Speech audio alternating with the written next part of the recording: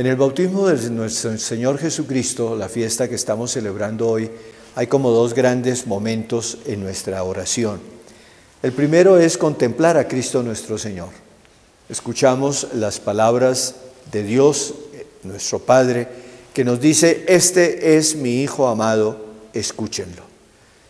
Aquí, en primer lugar, está la realidad de que Cristo es el Hijo de Dios. Cristo es Dios mismo, hecho uno de nosotros. Y por lo tanto, en Cristo nosotros contemplamos a Dios, en Cristo nosotros conocemos a Dios, en Cristo nosotros podemos verdaderamente escuchar, ver, experimentar el amor misericordioso de Dios. Por eso tenemos que escucharlo. Y escuchar al Señor es tomar la palabra suya, tomar el Evangelio, leerlo una y otra vez, empaparnos de sus palabras, llenar nuestra vida de esa sabiduría inmensa que el Señor nos da por medio de su palabra. Y además está el hecho de que nos dice el evangelista que Cristo es aquel que bautiza con el Espíritu Santo. Y por lo tanto, ese segundo aspecto, nosotros somos invitados a que consideremos nuestro propio bautismo. El Señor Jesús, al bautizarse en el Jordán, estaba de alguna manera viendo cómo el bautismo tiene una enorme importancia en la vida de fe, en la vida de nuestra relación con Dios.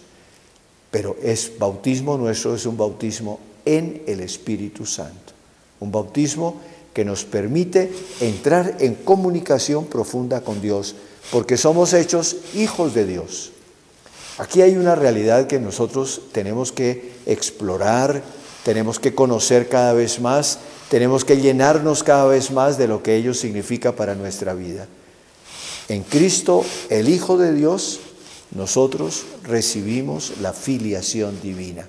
Nosotros somos constituidos hijos de Dios. Y por lo tanto, recibimos el Espíritu Santo. Ese Espíritu que ungió a Cristo y lo hizo el Mesías, lo recibimos nosotros para que también nosotros, como Cristo, estemos llenos de Dios, tengamos nuestro corazón transformado por la presencia salvadora de Dios y podamos, por lo tanto, vivir como hijos de Dios y como hermanos los unos de los otros. Recuperar el sentido del bautismo, tomar conciencia de que el bautismo es un momento fundamental en nuestra existencia, sí que nos hace bien. Hoy un poquito se ha perdido el sentido del bautismo. A los niños se los lleva a bautizar más como por compromiso social o por costumbre que porque los papás verdaderamente sientan la necesidad de que su hijo, por medio de ese sacramento, se haga hijo de Dios y entre a formar parte de la iglesia. Recuperemos el sentido del bautismo. Vivamos nosotros personalmente nuestro bautismo. Recordemos que un día fuimos bautizados. Demos gracias al Señor por esa gracia que Él nos dio de hacernos sus hijos, de darnos su Espíritu, y pidamos al Señor que seamos capaces de vivir consecuentemente, que a lo largo de toda nuestra existencia nosotros podamos vivir siempre como hijos suyos y como hermanos los unos de los otros.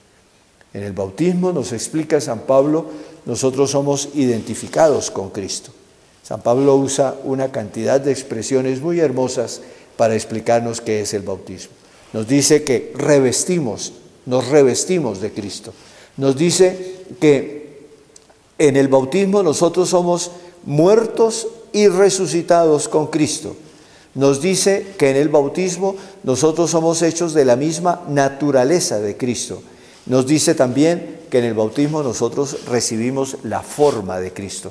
Todas estas imágenes son para decirnos cómo se da una verdadera identificación entre nosotros, bautizados, con Cristo nuestro Señor, el Hijo de Dios. Y que por lo tanto toda nuestra vida tiene que ser como una manifestación plena de aquello que somos. San Pablo llega a un momento dado a exclamar: vivo, pero no vivo yo, es Cristo el que vive en mí. Qué bueno que nosotros pudiéramos decir lo mismo.